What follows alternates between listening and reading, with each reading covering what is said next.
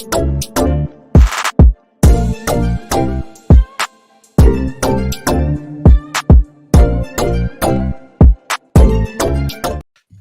people. What's going on? Welcome back to the channel. Welcome back to Saeed TV. This is Agree to Disagree. Hope everybody's doing well.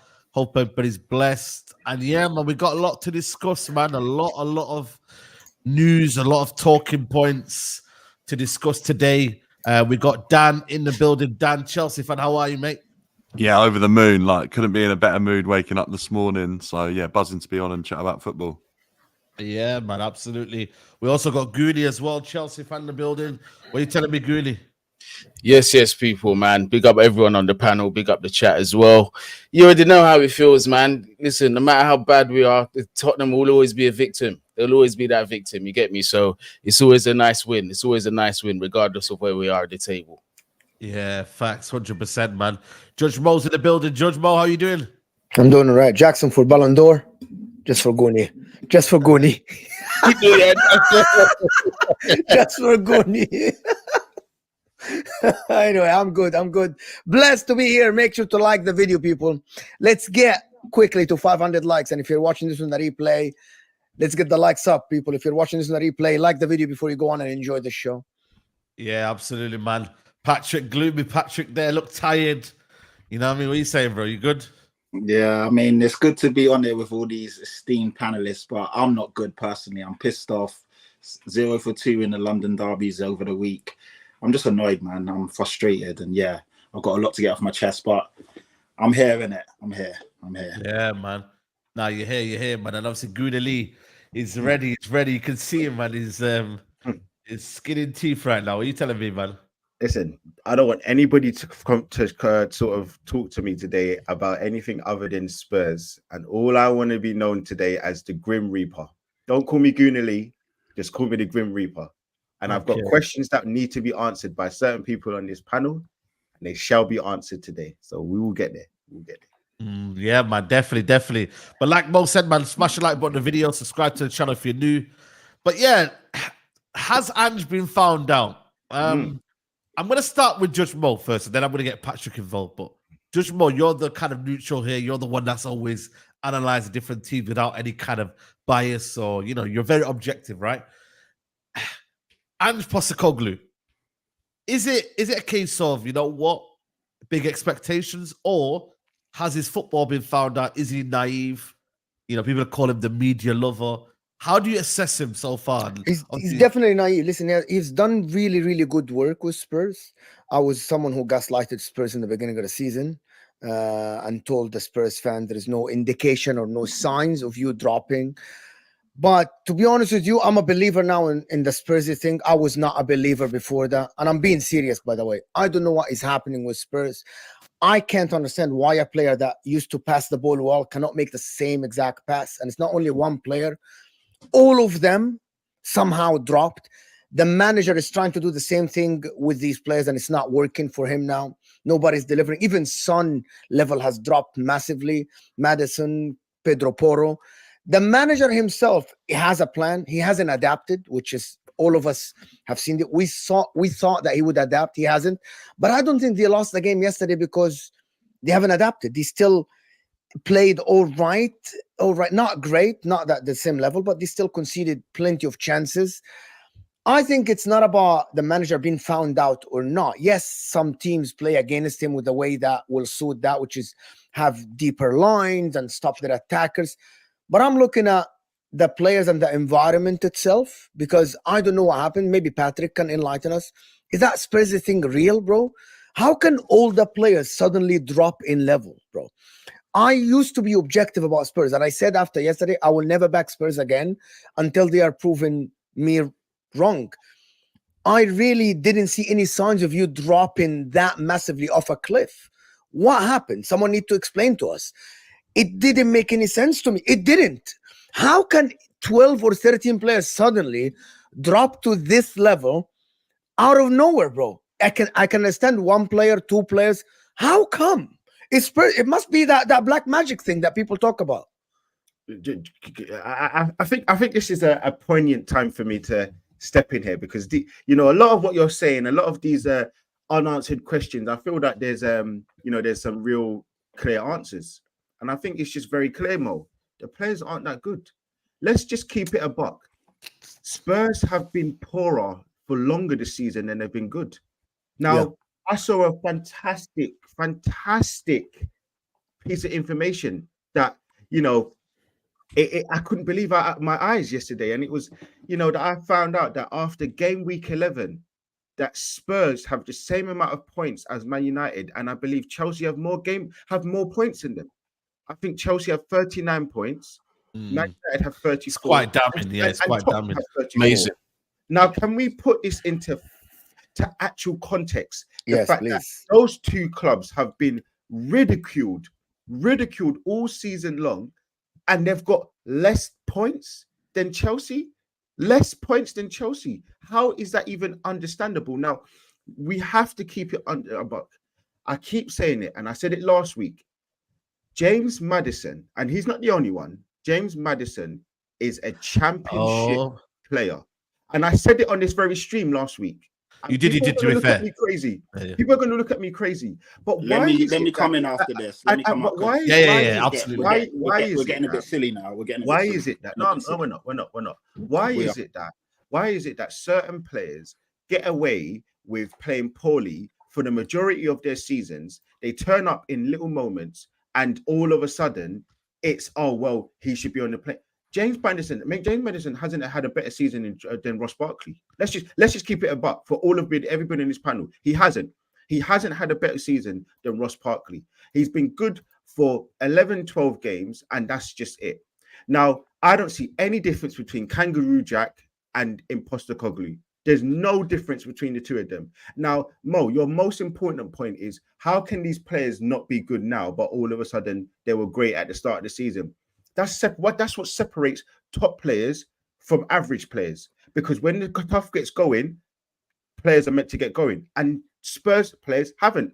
They have been put on a pedestal, and in truth, they shouldn't. Now, my good friend Patrick, I know you want to come and step in here. I want to ask you a question because what was the date?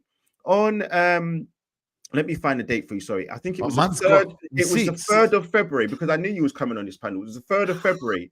You asked. There was a quote that was tweeted, and it was about your good friend. I think there was a few of them. A short turnaround. I think you had lost the game. A short turnaround.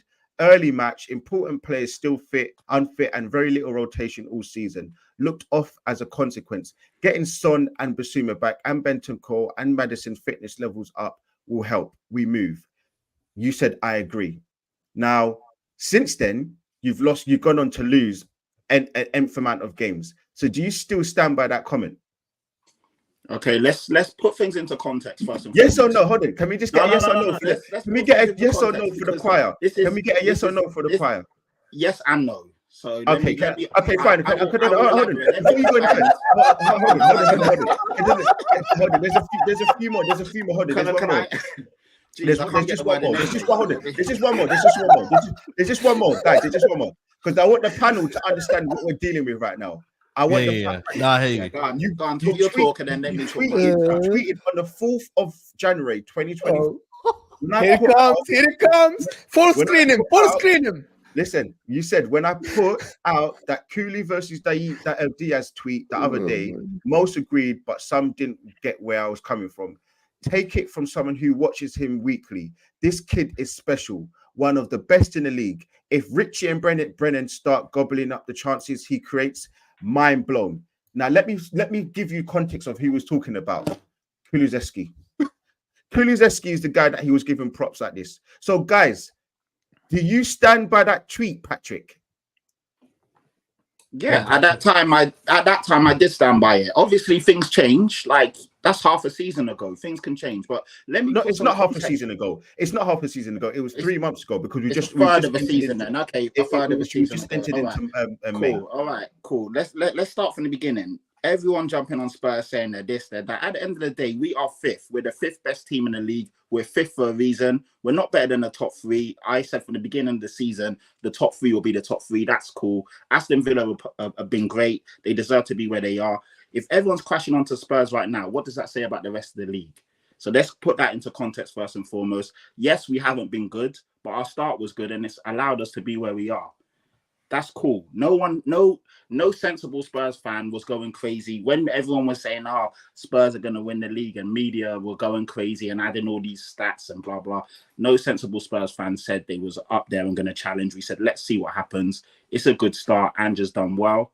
Obviously, we know it's a 38-game season. It's not a 12-game or 10-game or 15. There's 38 games. You judge teams accordingly when the season finishes.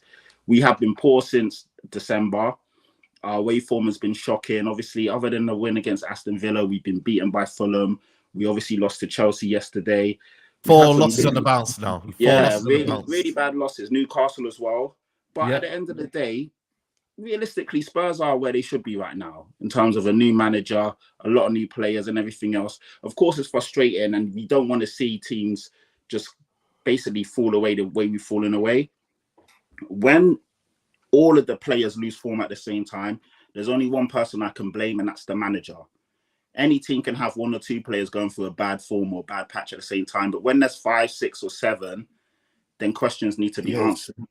At the beginning of the season, Gooner will attest to this, so will Saeed. I said that I didn't want Ange Postecoglou. I didn't believe he was good enough. No. This is facts. I'm speaking the truth. I'm on the pulpit. Please. We must stop this. We must stop this. I'm sorry. Am I lying? Hold on. You can, wait a second. I can pull up clips. No. I didn't want no way. Postecoglou. There's no way that you are getting away with this because I've seen you all online. Now, hold on. If you didn't want Ange Postecoglou, I'm going to ask you another question because you like to give all of this now. You know what Spurs fans love to do when the moment gets going, and when they like to when they're in this when they're in the shit, they like to do something called context. They like to give a lot of context. But wait, hold on. On the 24th of April, apologies. You said, "I'm not scared of this Arsenal team. Poch is a bum," and the Chelsea players showed no fight without Cole Palmer. They are literally strolling around the pitch, players playing walking football, and without the ball. Don't be a wet wipe and throw in the towel. No way we do that on Sunday. Well, hold on a second. If you didn't want Ange Postecoglou, why did you come with all that vim before the Arsenal game? And don't do that crap. Oh, it's a North London derby. You should have known your place. You should have known where you are in this football spectrum of the English Football League, and you should have known that you probably was going to lose the game and come a little bit more. No, I didn't know. But what you wanted to do is come with a lot more chest and put yourself like you've been doing all season, and like you wanted to feed into the hype all season long, because when you were at the top of the league, you were giving it the big end and you were tweeting. I haven't seen you really tweet in the last couple of days, Patrick. I don't know why, but maybe it's because your team has shown the level that they are. And let's keep it a buck. The fact of the matter is, you can talk all the smack you want now about you didn't want him. You have been backing this guy, and you've been showing, because I've been seeing you in the last word on Spurs. So again, I'm not going to let you get away with this. You have been backing this manager for the last couple of months, and now the shit has hit the fan. You are going to start talking about context. I didn't want this manager. You put yourself in a position. You propped your players. You said that Odegaard isn't as good as Madison. You said that Van de Ven should have been in Premier. You said, if you want me to, I'll get another tweet and expose you. How you said that your keeper is the best in the world, and now he can't even fucking catch his own. He can't even catch a cold. Right, cool. You're making a lot of points. Let's do your points. Do your points, but don't mention anything about Ange and the fact that you didn't win him at the start of the season, because let's talk about now. Because last season, when Arsenal were in a position to win the league, you said we bottled it, which is fine. But now let's talk about the fact that you've bottled the league where you were because you were fourth and you were clear by X amount of points. Let's talk about the fact that you was backing your manager. So don't give me no context now. Talk on the here and now of your players, your manager. Don't talk about where you was before at the start of the season. Talk about now. Because if you want, I'll add more receipts. Cool. Is the floor mine now? Can I talk? Just don't waffle, because no one. Listen, we don't want to have a waffle on today. We don't want to have a we don't want to have the new. We don't want to have a normal Patrick waffle on. We want you to talk honestly and clear. I'm always honest. That's the thing. Okay, I'm okay, honest. let's I'm do that. always Let's do that. forthcoming, Let's do that. and I always say it how it is. At the Let's beginning do of the season, I didn't want Ange Postecoglou. That is correct. I'm not going to sit here and lie. Everything I said is correct. When the manager was appointed, like a normal fan who's not toxic, I'm going to get behind my manager. There's no point of me going crazy and not giving them a chance. That's silly, isn't it? I'm a fan. I love my club. I'm always going to want what's best for my club. If Ange is here, there's no point in me going crazy after every game, after every loss. It doesn't make sense. But at the same time, I can talk about what's going on. When Ange was doing well, why would I not be happy and excited? Like, am I not going to enjoy the moment? No, let me finish. Gooner didn't want Poch. Lee, let me come on. Energy. Everybody's kept the same energy. You don't. One minute your arse is getting buttered by. Let him land. So let me ask you a cool. question. So is his points relevant though? When you were saying you weren't, but then now you're propelling Ange and your team, and you're basically gassing it up. Okay, Saeed. When I said I wasn't scared of Arsenal, I had every right to say that. When we went to the Emirates, we didn't get played off the park. We were the better team. Even on the weekend, Arsenal didn't cook us and didn't go crazy. They beat us 3-2. You can arguably say we should have had a penalty. You can arguably say that we were unlucky and the game didn't go our way. We hit the post. There was other moments where things could have went the other way. It's not like we got played off the park. So I stood by what I said. When you beat Chelsea 5-0, it wasn't the same performance as against us. Yeah, you're the better team, but I'm not going to sit here and think, yeah, you're coming to our ground and going to play us off the park. That didn't happen. So I'm right in what I said. There's no harm in saying that. So that's that thing. Of course, like I said, at the beginning of the season, so many people said Ange was a brilliant manager and he was doing well. And when everyone was trying to put me on the spot and say, are you guys in the title challenge? I said, no, of course not. Let's see how we're doing after 20 games, 25 games. Some common sense. We've fallen off. Cool. It is what it is. Kulusevski has fallen off. Madison has fallen off. But there's also things like injury, form, like I said, manager. There's so many reasons why these things have happened. So I can't remember. You said about 20 things, so forgive me if I can't remember every single thing. But yeah, like what else can I say? Can I come in here, Patrick, and just say one thing? Can we put it on a point? Actually, and about the Spursy thing, Mo, as well. I think again, yeah, tongue in cheek and banter, it's all good. But like I said, we're fifth in the league. There's so many teams that are doing worse than us. So if you're going to tag us as Spursy, tag all the other teams that are doing worse than us as something else as well, because Man United in the mud and Chelsea, Chelsea and West Ham and Newcastle. £1 billion flops. It's fine, and they've had their cooking though. They've had their cooking. Yeah, come on, Patrick. So it's that's what I'm gonna say, innit? But I have another. But I need to before Goonie and Lee. Dan. And Dan here comes in. Can you get? I actually have another. After Gooner Lee. I tried. After Gooner Lee spoke, I actually have another angle of it, objective angle a little bit. Okay, cool. Okay, just a little bit of objective angle. In the first 10 games, which is more than quarter of the season, I think Ange Postecoglou was getting the most out of these players. They were punching above their weight. The likes of Richarlison, the likes of Brennan Johnson, all these guys, they were punching above their weight. Yeah. And now the real them are shown now. The real Pedro Porro is here. The manager was getting the best out of these guys with all this expansive, brilliant football we watch, pressing, blah, blah, blah. But that now they got injured because that was a very good Spurs first 10 games. There is a reason why you were top of the league. There is a reason why you made records for your club and all the stuff. But then when they came back from injuries and other teams found out no player can actually get something out of the box. Like he gives the ball to Timo Werner. The guy looks like shit. Brennan Johnson, same guy in Nottingham Forest. Cannot hit a cross. Very raw in decision making. Right? Peppermint Sarr. He's good in running and everything, but he's very young. Somehow Bissouma, even Madison, for example, now. Madison is trying, not finding the spaces, not finding anything. Maybe the players are, and Kulusevski, I told you Kulusevski is not a great player, but maybe he was getting the best out of him, right? But again, you have to adapt to the players you have. You cannot keep doing the same thing with this. If you found out that they're scrubs, you cannot do the same things, right? And he keeps doing the same exact thing with the same players, and it's not working. And he keeps saying it's who we are, mate, and all this stuff, and it's good with the media, and people love it and they like it, but it's not working.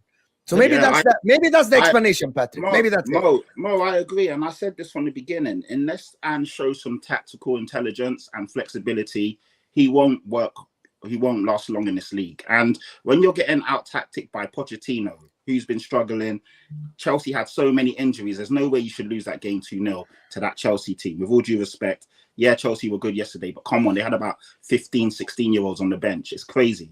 Like, you shouldn't be losing that game. Chelsea were good yesterday, though. Chelsea were they were good. They were good. But if you look at the squads, man for man, there's no way that Tottenham should be losing 2-0 to that team. If Ange has the intelligence and the flexibility, he should be doing something in that game.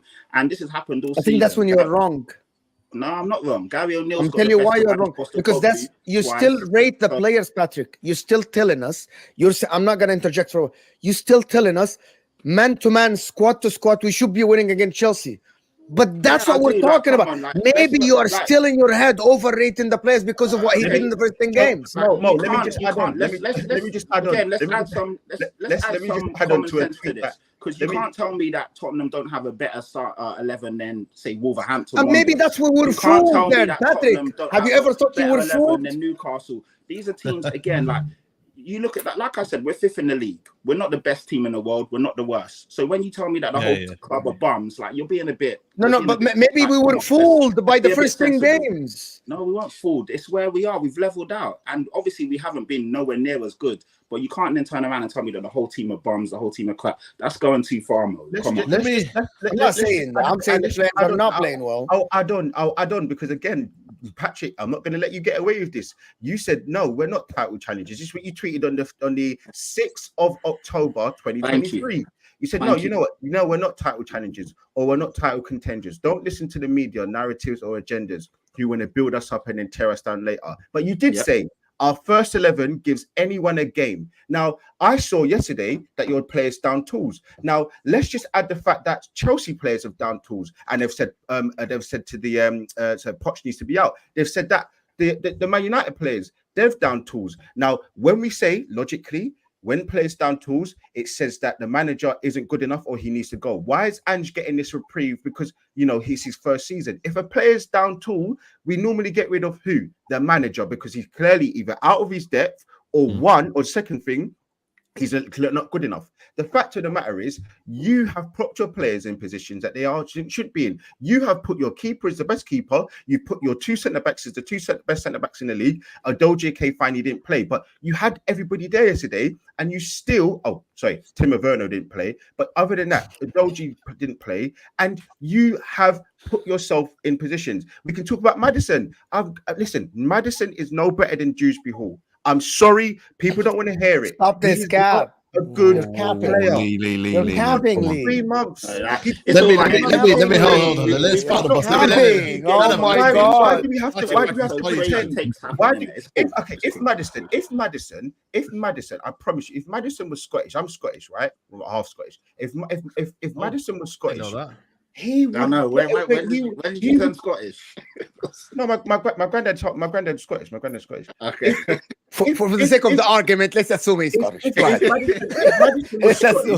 Madison was Scottish, he wouldn't be getting away with this because he's English. He gets away with so much more than what. Bro, he has been amazing for 4 seasons, bro. What are you talking about? Let me. This is crazy, bro. Parts of the Getting away with season. what? He got. I do believe though in the crunch end of the season he does go missing a little bit Every year. Yeah, it has something. Let me bring Dan and Gooner, and obviously get lead judges. But Dan, just a point on there, you didn't agree with that, and then obviously give me your opinion on Spurs as well. Yeah, I'm not having that about Madison. I think Scottish players have been given fair views. Robertson was considered the best left back in the Premier League for years. I don't agree with that at all. But he performed though, Dan. That's the thing. Yeah, but Madison's performed at the beginning of this season. I think the injuries not helped. Patrick and me were chatting the other day. He was saying that he was rushed back, and obviously now since then he's not been the same player. There's things to consider there. I think the way Ange has asked Tottenham to play football, I think there's tiredness in the legs for some reason. I think the players are probably losing confidence in the fact that he almost sacrifices them every game to this philosophy, when actually sometimes a good coach would adapt. It's nice to award him at the beginning of the season for bravery, right? Thank God for common sense. The issue with Ange is that I think he's so set in his ways on a system that's got him success in so many different leagues. When he's actually come to a league that's going to challenge him, he needs to learn that he has to have a different scenario in mind or a different way to play football against teams that are gonna suss him out. But I'm not having the Madison thing. Look, I don't think he's championship level. I think that's outrageous. I think he's better than that. I think he's better than Dewsbury Hall. There's a reason he got the move to Spurs. There's a reason Southgate finally caved. I think post injury, he's not been the same player. We can all agree with that. I will say, Dan, I think it's one. If Madison played for Arsenal, they would have been 10 points ahead. Let's just remember. He did go down with that team. Let's just remember that he did down tools on that team. Let's just remember that every single season that he played for Leicester, he did get shaky at the end of the season, whether it was through injuries or form. Let's just remember that he got dropped in the FA Cup, the run-in for Leicester as well. So you can give all your context that you want. You can talk about all of these players, but maybe you're an Ange sympathizer. Maybe it's because you're English that you like Madison. But all I'm coming from the angle. What's this English got to do with it? All I'm coming from the angle of where I'm from, if I like a player or not. I like a player. You might have an English bias. You might have an English bias towards players. That's just What are you going to say that about though? Like that, you can't even say that. That's just a false judgment. No, I said I just said you might have an English bias towards. But you players, can't so assume that. Like on absolutely no terms can you assume that I have an English bias. I didn't say you do. I said maybe you said I might because you're partially assuming that I have a bias towards English players. That's not true. Maybe you do. Hold on. No, you can't. You have to stop saying maybe. That's false accusations. I don't appreciate that. End of Lee. I don't want to hear that. I've got a bias towards. I'm actually insulted that you're suggesting that. I appreciate footballers whether they're good or bad. That's fine. That's not a problem. The fact of the matter is, you may do, you may not. It doesn't matter. The most important thing is that I just think that you're coming from an angle of you're trying to support this player for whatever reason. When if it was give context to other players, you wouldn't. And that's just where I'm coming from. No, but Lee, you can't really say that because he's claimed. He said he's like the player. He's like the player. You know, that's it. Maybe based on that. Let's base on that. Angle. No, but you can't make the claim though that it's based on. Hold on. Go and rewind the tapes. I said maybe he's got a bias.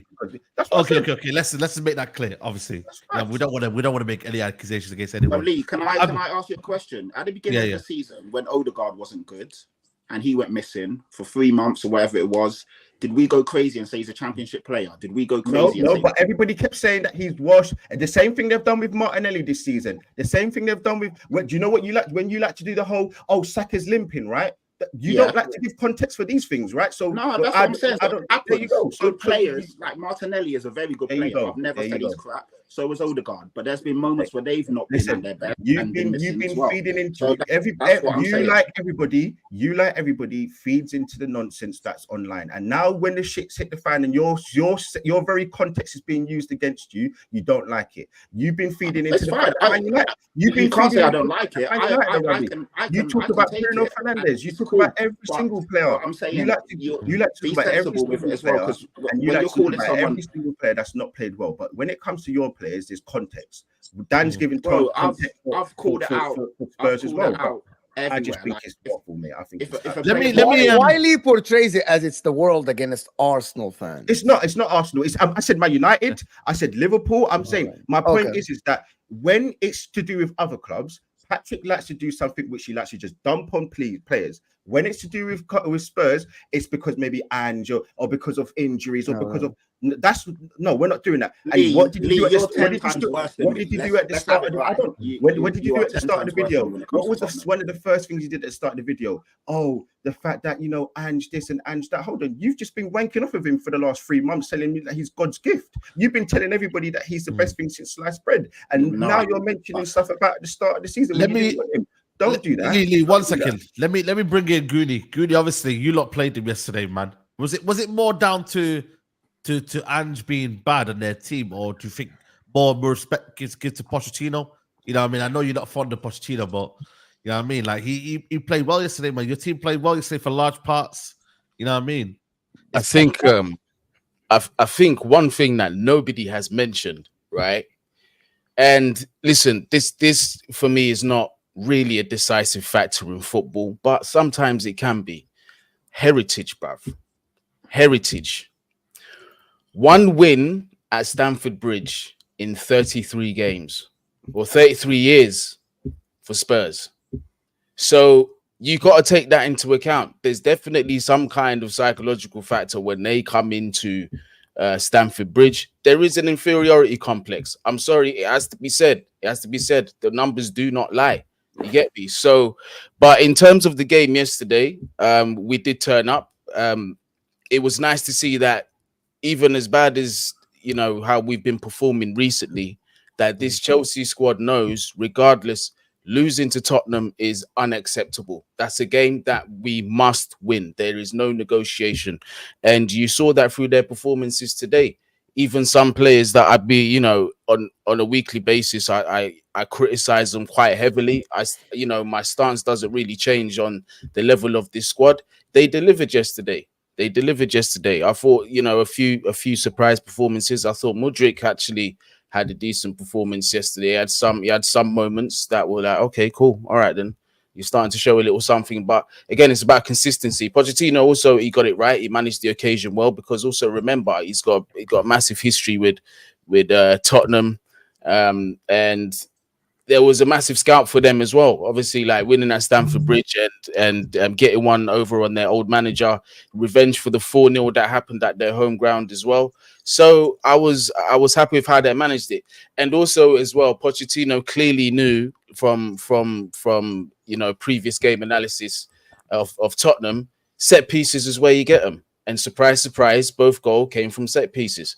Do you know what I mean? So I'm happy with the performance. Again, in terms of the bigger picture, there's still a long way to go for Chelsea, but it's always nice to beat a rival. You get me? No, 100%, man. Big up to everyone still locked in. Make sure you lot are liking the video, people. There's nearly 900 in the building. Lee, how are you, mate? Everything all good? I'm man. good. Thank you very much. I had a fantastic week. Thank you very much. It's been a blinding week, like, and I really enjoyed it. Big up, man. How did you see the game yesterday in terms of Ange, and then your thoughts on Poch as well, if you can, please, mate? Well, listen, I've just been, funny enough, talking to a couple of Spurs fans on the train. Disappointed with the way that Spurs played yesterday. Like, you know, it looked like, I don't say they're down tools, but I think if you was a Spurs fan, at least you'd think, you know, like, oh, let's go to Chelsea and put in a workmanlike performance. And they didn't do that in the first half. It was just so one-sided. Like, you know, I felt that, you know, it was a bit of a worry if I'd be a Spurs fan. But I think, you know, Ange, I think, like, you know, bear in mind, we've got to remember this is London's Manager of the Year, by the way. Like, you know what I mean? Just want to put that out there. London's Manager of the Year. You know what I mean? Like, you know, so I think in most saying, like, he done well in his first 10 games, which he did. But I think he's become a little bit frosty. The pressure's starting to take its toll a little bit, like, you know, on him at this moment in time. That performance yesterday on the back of losing to Arsenal at home, I think is worrying for him, because you expect some sort of reaction.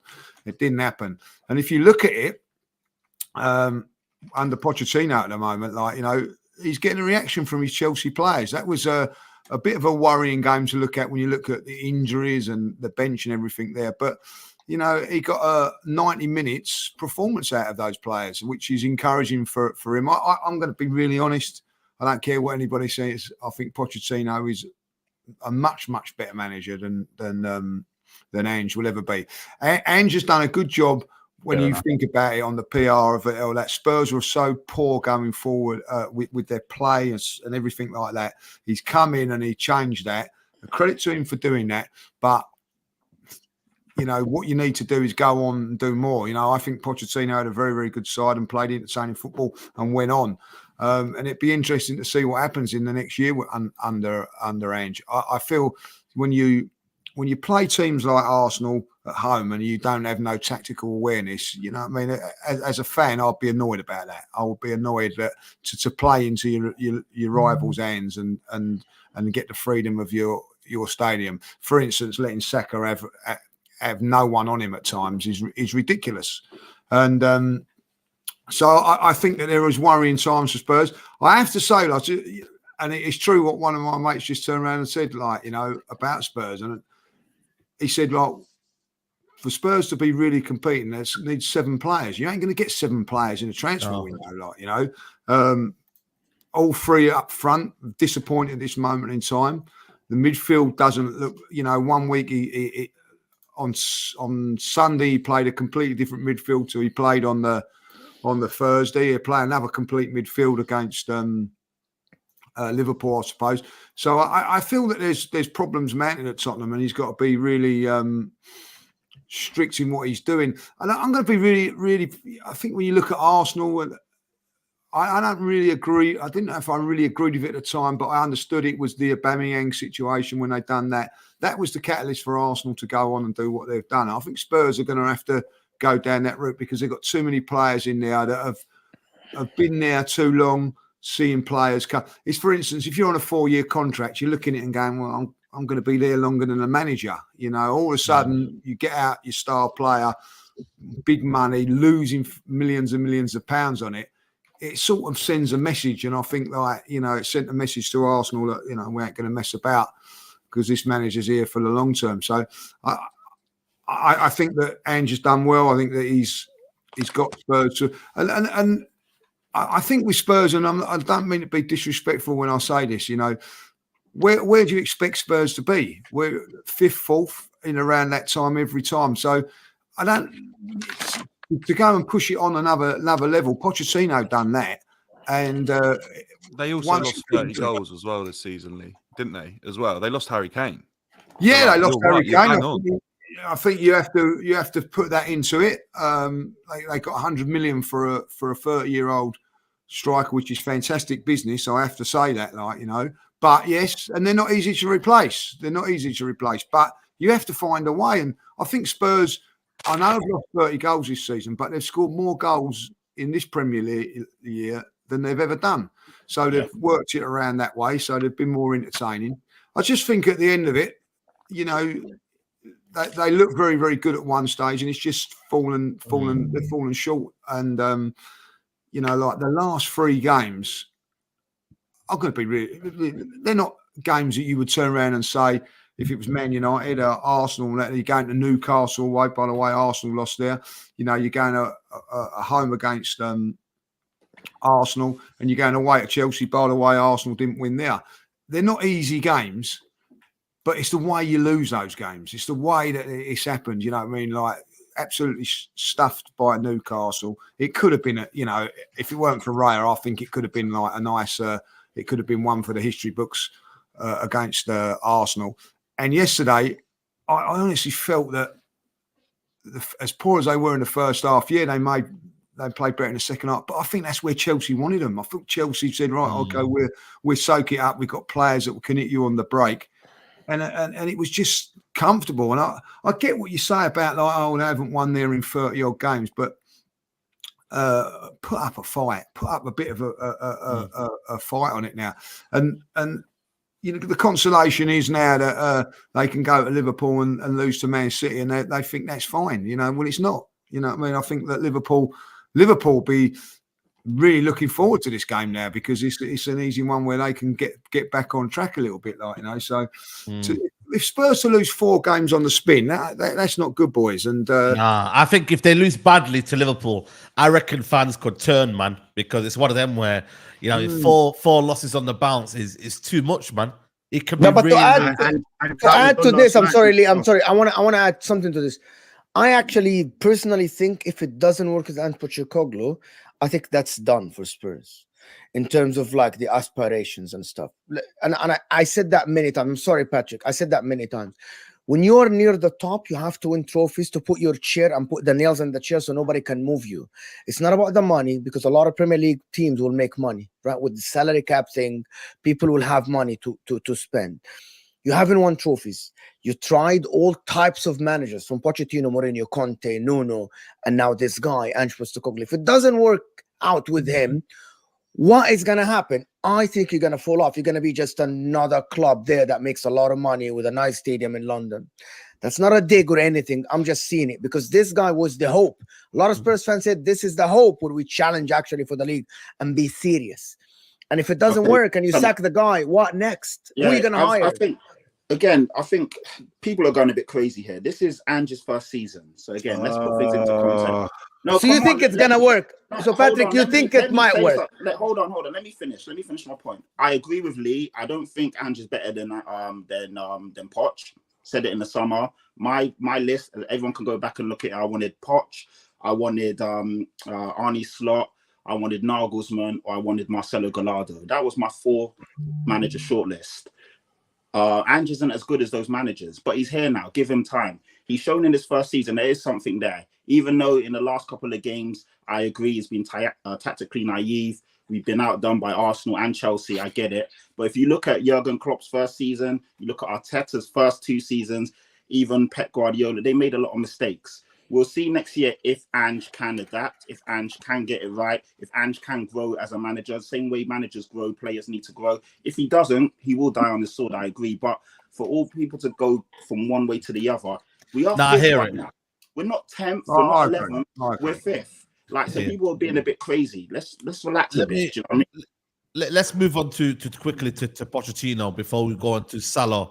Dan, these comments say on Pochettino's future, he says, I've had enough of these stupid rumors. You need to ask the club whether the club wants to keep me on going or not. If I had 1 more year on my contract here and no one says anything that I'm supposed to, then I suppose that I'm going to be here. If there's a decision and someone else says to me, ciao, okay, but we don't know at the moment. Do you want to keep Pochettino for 1 more year, Dan? I know what Gooner's opinion is, and we'll find out what his. But do you want to keep it for 1 more year, Dan? No. Like, okay. I'll be honest. I don't think he's good enough for Chelsea. I think managers have been sacked for way less at Chelsea Football Club. Like, I think back to, I know it's a different Chelsea now. I know we've got different owners, but as fans, we still have our standards. We still have our expectations, and battling for 6th, 7th just isn't on for me. And I won't forget what Pochettino's done this season. At times, I've questioned his tactical nous. At times, I've questioned his attitude. And I actually don't think he knows. I agree with what he's saying, because as far as any Chelsea fans are aware, he's not been contacted by the board in the last couple of months. He's heard nothing. His interview last night almost was emotionless. I think he was probably trying to hold back from showing any delight in beating Spurs as respect to their fan base. But also, I think he doesn't know whether he's coming or going. I think he's probably in quite a confusing place. He knows he needs to be getting European football with a team that's spent £1 billion. Whether the players are good enough or not, if that investment comes in, there's going to be expectations. So I expect Pochettino to be removed from his job in the summer, whether we finish 6th, 7th, 8th, wherever we do. I just don't think he's a good fit for this Chelsea team right now. Goonie, same question to you, bro. Yeah, stance doesn't change. Pochettino definitely does need to go for me. But I'm not coming from the sense of everything is solely on Pochettino. I still massively question the quality of this squad. I think even after £1 billion spent, that there still needs to be a lot of clear out, and we definitely need to improve. So Pochettino, I felt, has had a handicap in having to deal with new players with minimal experience, let alone in the Premier League, just in their senior career, and having to deal with all of that. But that doesn't absolve him from like some of the questionable tactical decisions that he's made throughout the season and so on and so forth. So like he's kind of given himself rope to hang himself with.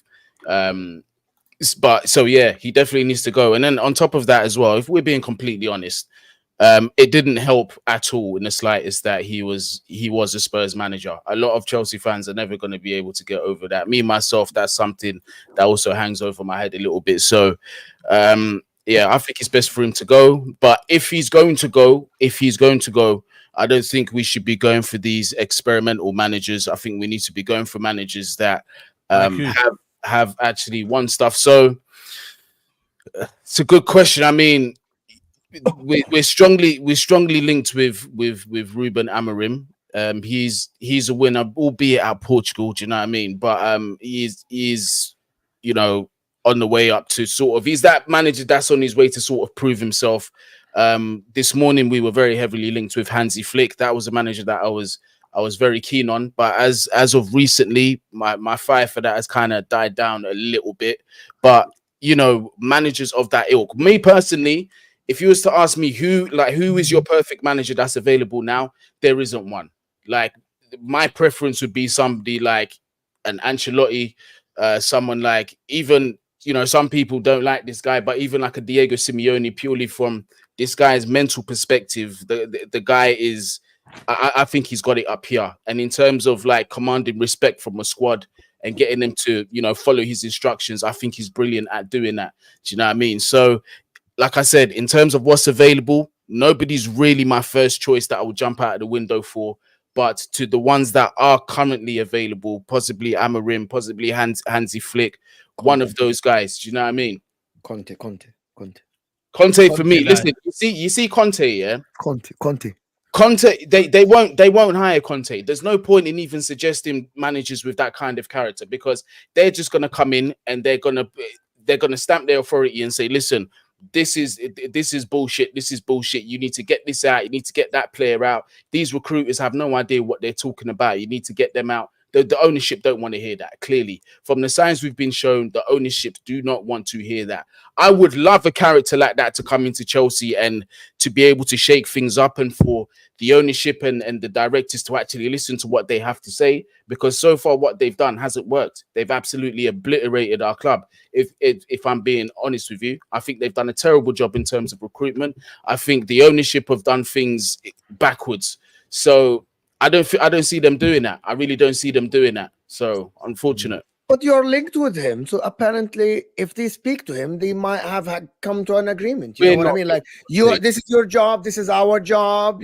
We're gonna get you this kind of player, and just move on. We're not getting.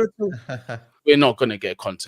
You need a Conte to make men out of these boys. You need a Conte. Work. Like, it's just not gonna go down well.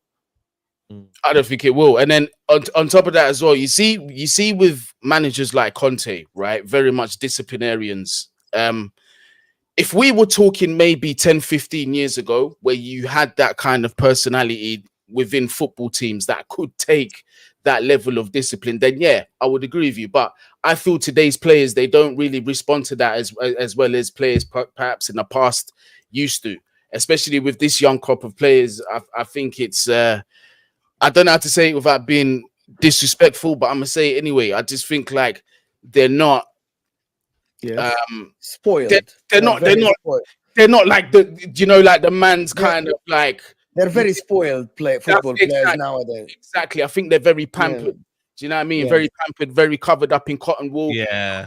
That's the thing, is like, it's not even necessarily just their fault. It's what they've been given so early in their careers. Like when you look back like 10, 15 years ago, when you're 19 years old, 20 years old, it doesn't matter if you're on path to become an elite player.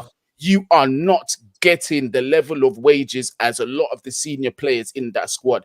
You were still cleaning their boots. You were still earning your respect, and you were still putting in work at that club.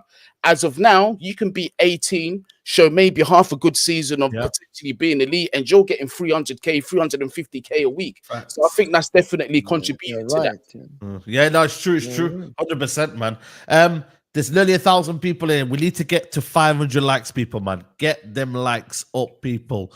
Been a good show so far. Different opinions. That's why it's called Agree to Disagree, people.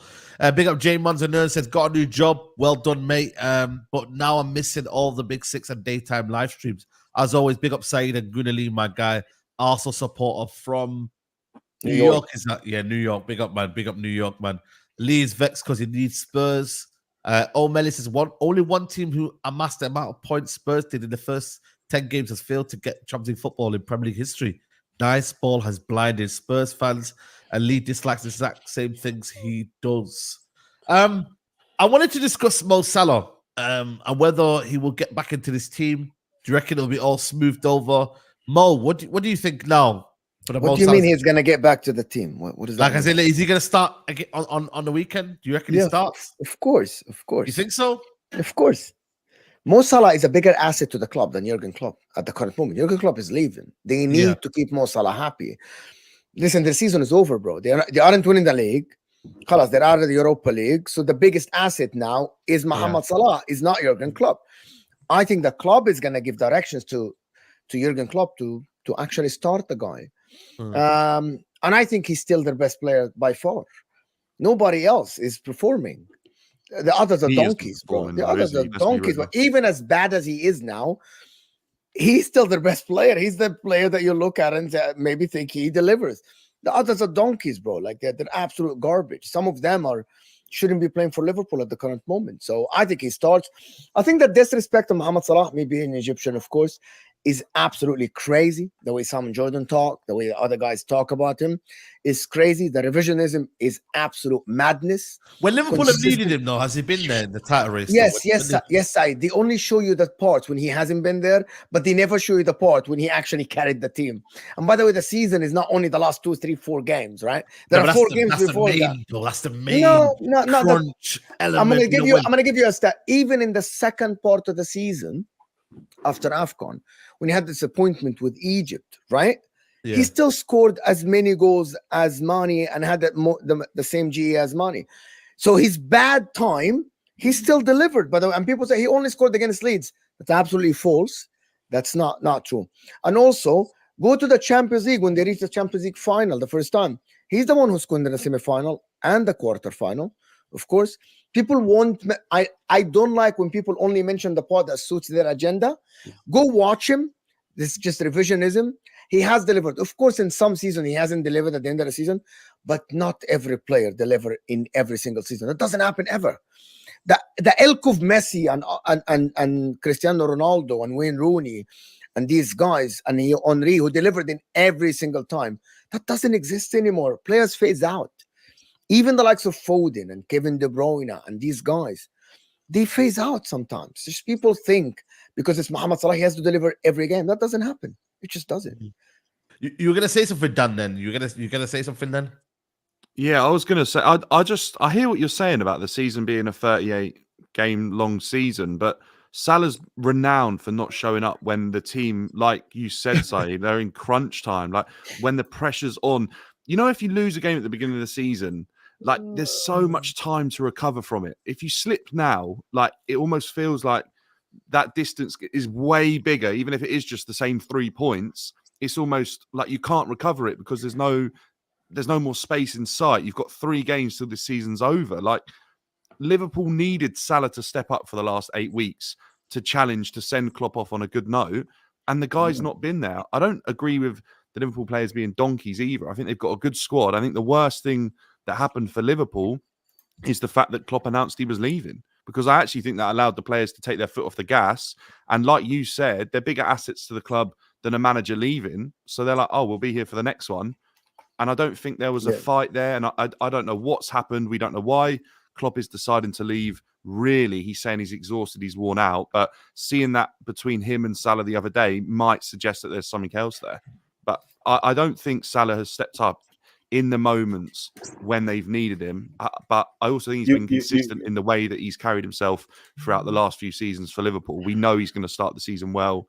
He's going to score a lot of goals. He's going to be there for them. And then when they need him, that was always when Mane stepped up. He's not been there this time.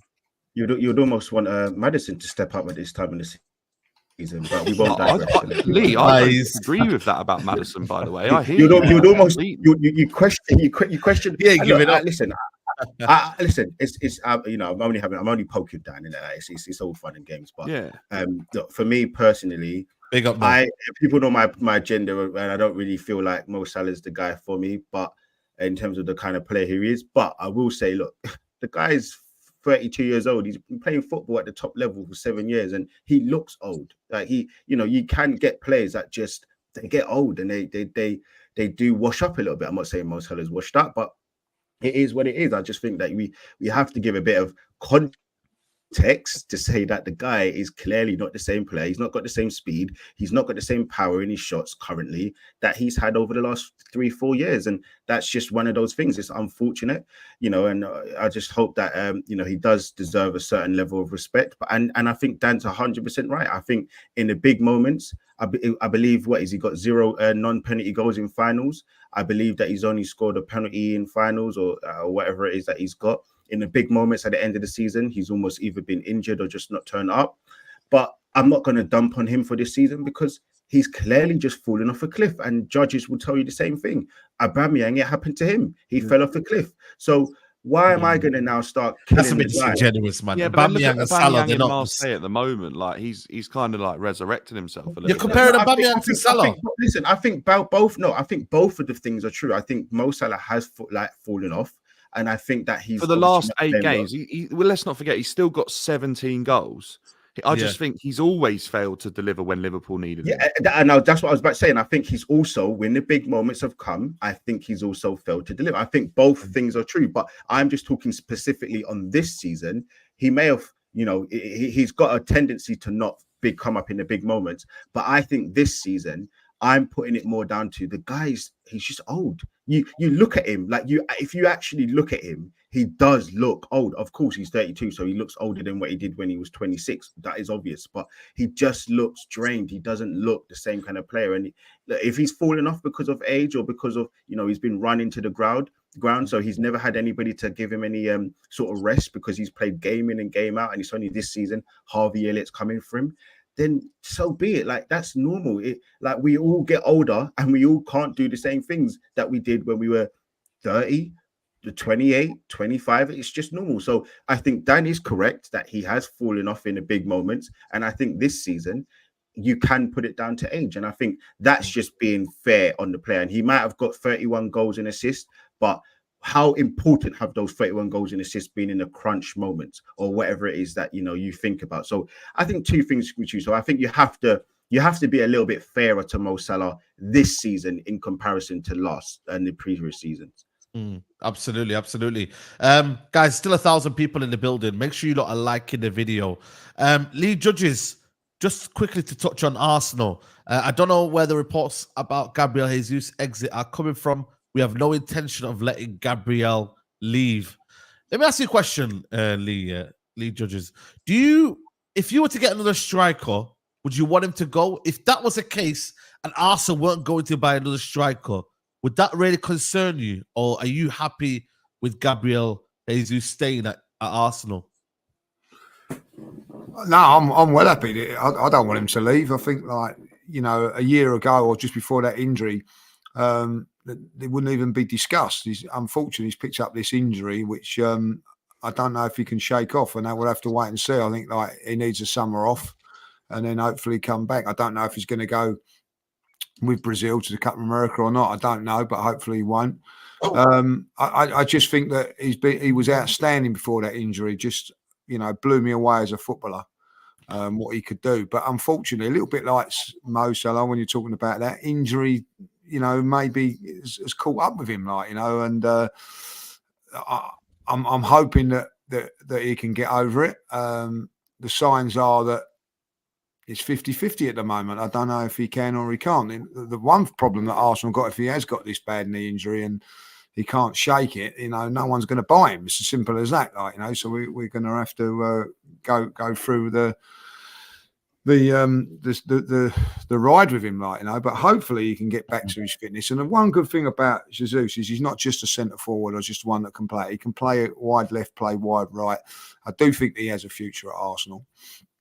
But it's no secret that since this injury, he's not come back as quite the same player. And that is a big worry. But listen, I think it was Nottingham Forest at the very beginning of our run. We were struggling in that day, and he was man of the match and absolutely had an outstanding game. So played very, very well at City in a more defensive role. So he can do the job. But the thing is, what happens with injuries to a lot of players is they get injured out long term, and someone comes in and does a job, and that's exactly what's happened with Kai Havertz. Kai Havertz has been put up front. I think, no disrespect to Eddie when Eddie Nketiah, when he come in, there was always, we've got to get back, we've got to get Jesus back. But since Kai Havertz has come up and gone into that position, I'll be really honest, I never thought about Jesus once during the North London derby, thinking, is he going to come on? And I actually forgot he was on the bench. So that's credit to Kai Havertz. So, but I'll answer this question. I think that he can do a job for us in many positions. Do I think that he'd been a number one? Maybe not. But I still think he's got a future at Arsenal, and I hope he has, because I think he's a very, very good player. You know what surely it is? Oh, sorry. Yeah, no, go for it, Dan. Go for it. Surely Arsenal have to let Nketiah go rather than letting go of. Yeah, I would say that's a give me. I think probably him and Nelson. So, like, you know, that would give more game time to a squad player. And if that's what Jesus is going to become, then that ain't a bad thing. But I still think he can push for first team games as well. I think he's still got an important role to play at the club.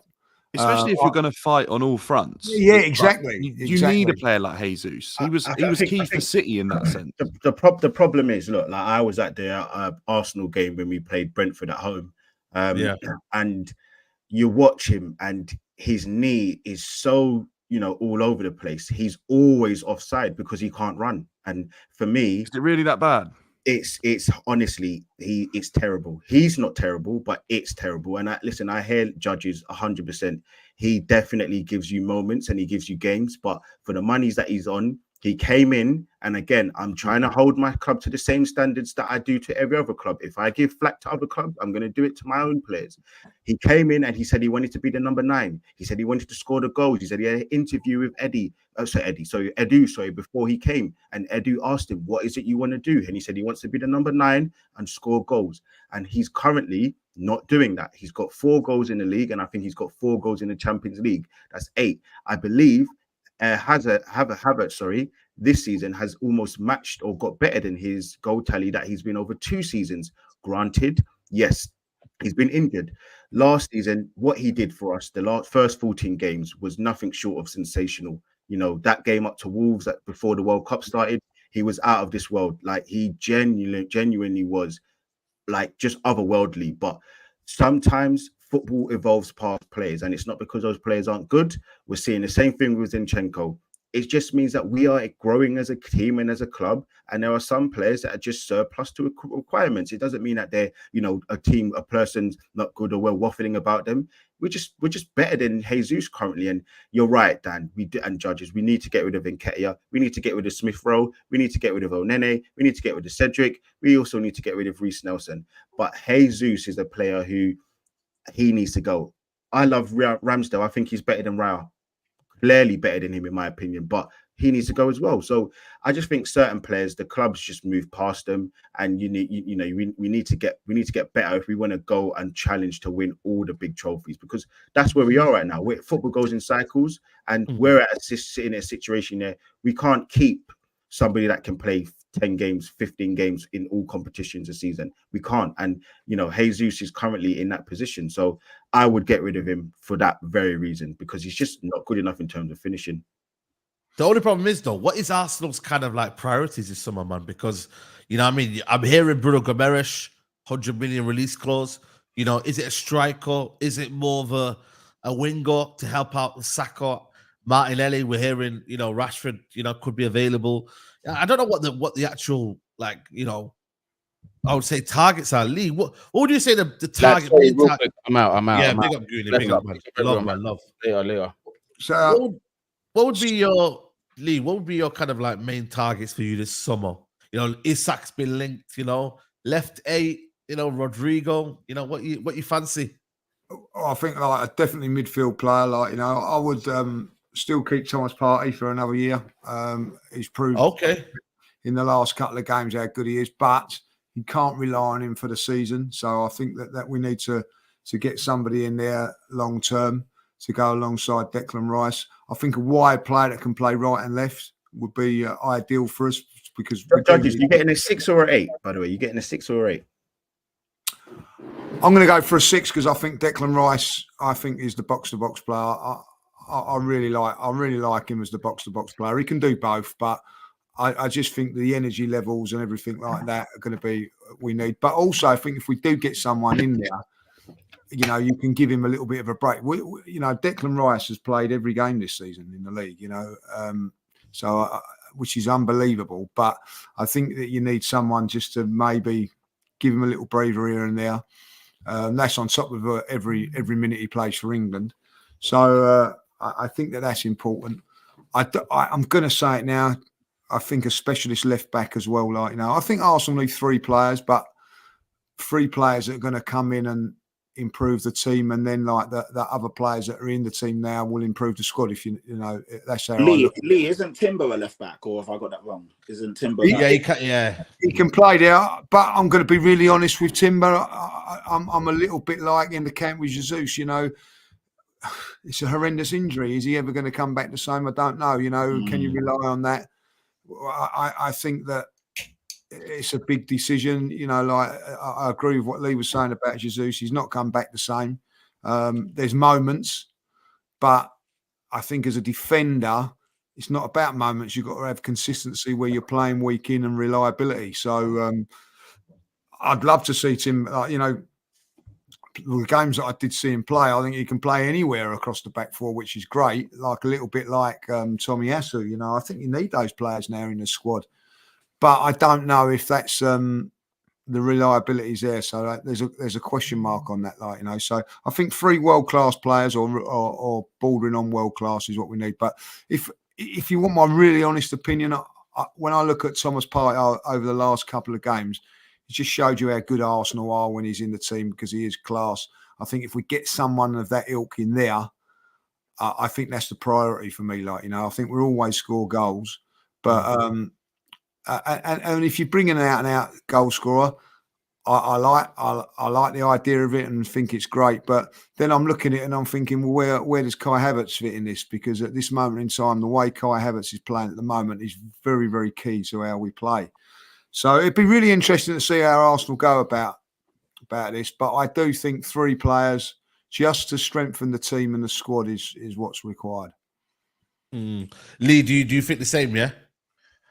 Yeah, look, I wouldn't worry too much with the defense, only because I think we've got enough there. I think we've got enough covered just about. I maybe a centre back, but I mean, the things I'll do for Isak are unforgivable. I can't say what I'll do for him online, honestly, because they would clip me up and send it to. I'll be sent to Azkaban for that kind of stuff. The stuff I'm saying, brother. What's that? What's that, brother? Yeah, it's bad. It's some of the stuff out there, but that's how desperate I am because I think if we get an Isak, pause. Got to put a pause in there, man. Yeah, I don't need to get set. No pauses. I live with my girlfriend, so I don't need to go like that. But look, I'll tell you what, whatever I'll do for her, I'm sure she'll be jealous. I'll tell you that much, mate. So yeah, it's crazy. I'll tell you that much. But yeah, whoa. Bro, you need to...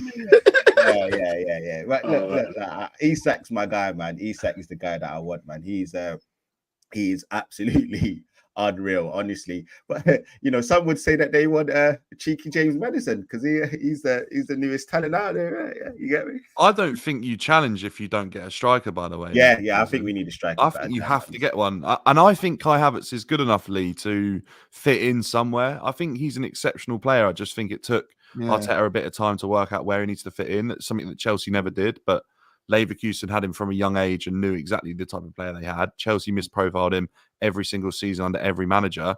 Arteta misprofiled him a little bit at the beginning of the season, tried him in a role where you're obviously weak on the left side of midfield, where you still want a player there or move Rice there. But I think Havertz will fit in and Havertz will chip in with goals throughout the season, which is the most important thing, is that you've got a number of players scoring goals. And I think Arsenal need a stone cold killer in front of goal to really cement it as a proper top side, which I think you're putting together arguably the best squad in the league. If you get it right again this summer, it'll be 2 exceptional summer transfer windows. For me as well, the reason why someone like Isak is because I look, Judges, I see you obviously a bit quite often and stuff like that. And before a game, when you do your predictions and stuff like that, and before you go to the game or whatever it is, when we chat, we want to get to that point where we go to Man City away, we go to Chelsea away, and you're guaranteeing that you're going to get a goal. Whereas currently we're guaranteeing a good draw with the likelihood of winning. I want to go away to Liverpool and feel like, we can go there and win. And look, I watch a lot of Forever Arsenal, and you go into games now, and you spoke about the fact that we go into games and we think, we're not going to lose, we're going to win. But I want to feel that we've got the certainty to do that in Europe and the league. And currently, I don't think there's a guarantee that we win the league next year. If we get Isak, I'll say you now, I think we'll win the league. I think we absolutely do what Liverpool. You also beat Bayern Munich as well. There you go. We beat Bayern Munich. Yeah, that's the key in the Champions League. That's the thing. So for me, I think Isak's the guy that takes you to not even take you to the next level, but just allows you to do that thing where you, as Dan spoke about earlier with Kane, he gives you 25 goals, 100% in an Arsenal team. And with that, I think he does it in the big moments to get you over that top, get you over that hump. So yeah, I think it instills fear as well. Sorry, the only thing I say about Isak is that his injury record isn't that great. So you got to put that into account as well. It's been okay this season, though. It's been okay this season.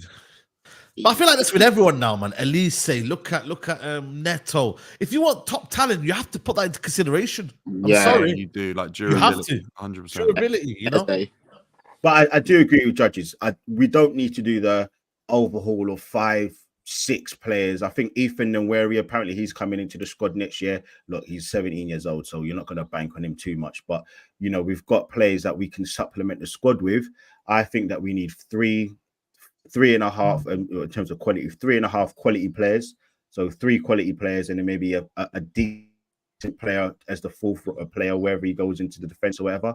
And I think I think we'll win the league. I really do. Yeah, I think apparently you're losing a talented kid as well. West Ham?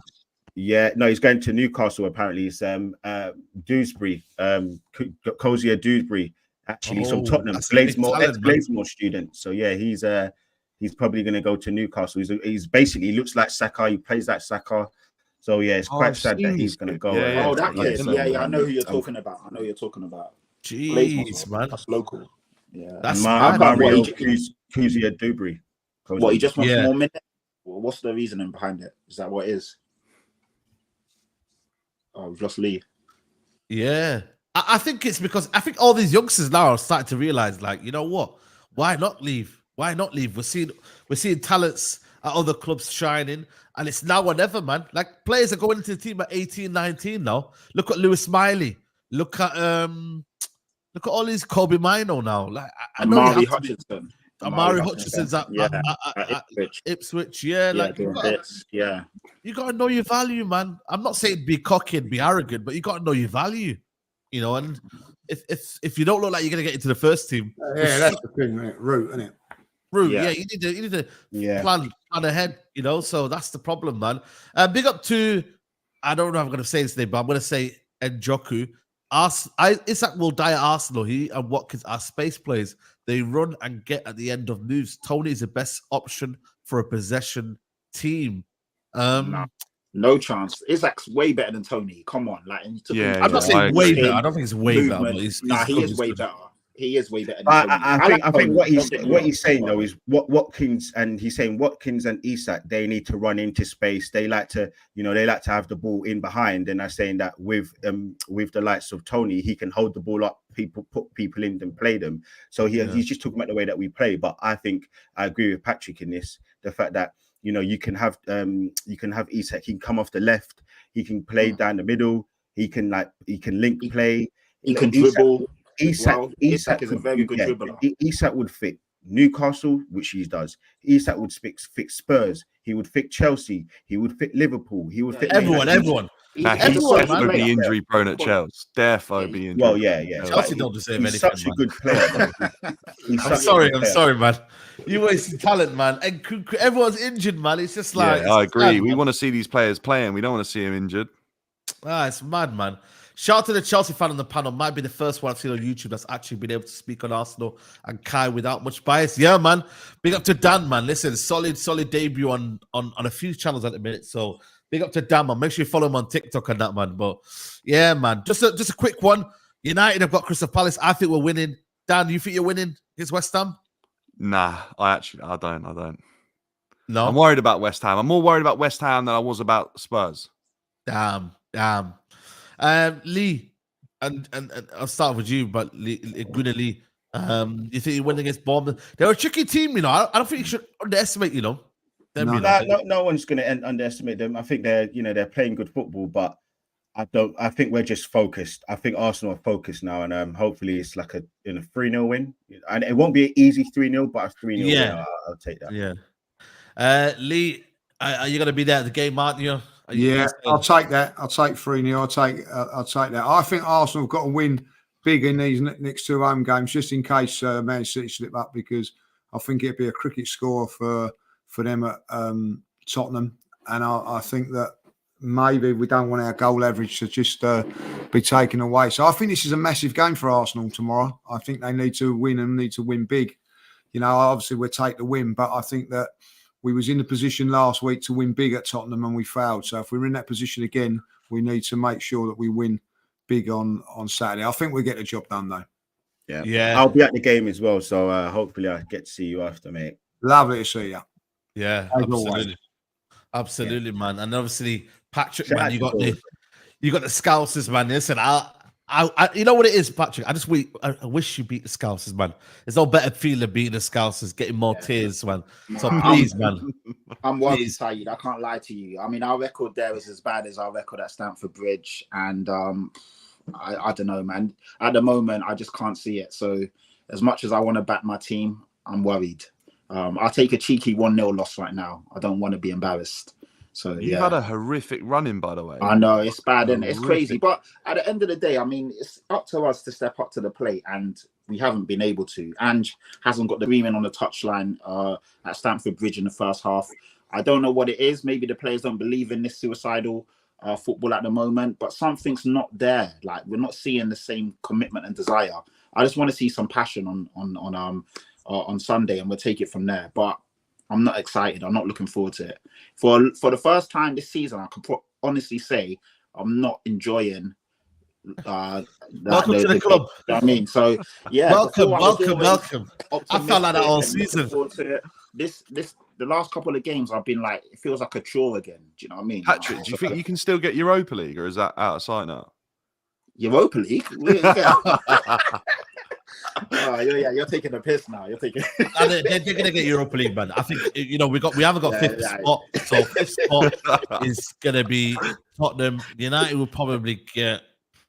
I don't think we're going to get 6. I think United will be 7th. We're going to get Conference League. Saying that, Chelsea might catch us up, and then we might not get Europe at all.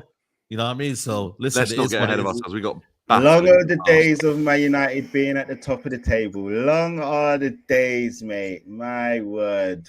Man, you've only just come back out, man. Yeah, my word. What is it? What it is. 15 years now? 15 years and counting, or 13 years? No, it's 11 years without a league. Oh, well. Yours, can I repeat? It's 20. 20 years without a league.